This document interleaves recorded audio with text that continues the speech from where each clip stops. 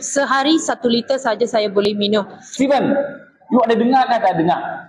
Kita bukan menentang you atau polisi you. Kami mau NGO mau supaya kau sebagai menteri yang berpotensi mesti mempunyai capacity dan capability mengadakan satu forum segera dengan pihak perkeso Puan Angelina, anak perempuan David yang lahir pada tahun 1992. Okey.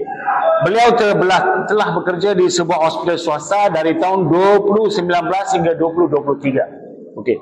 Semasa bekerja beliau telah menghadapi masalah jantung di mana dipercaya bahawa jantung beliau sesak nafas, lepas tu apabila diperiksa didapati jantung beliau telah bengkak.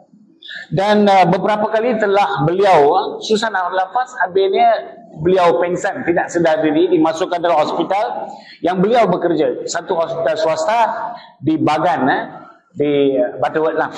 Okey, lepas tu beliau telah diberi MC lebih kurang 10 bulan dan pihak perkeso pun ada bayar MC, untuk MC itulah ada bayar untuk 10 bulan. Tapi pada tahun 2023 beliau telah berhenti kerja oleh kerana pihak hospital tersebut telah mendesak beliau untuk memberhenti kerja kan secara sukarela. Pihak hospital telah memberitahu dia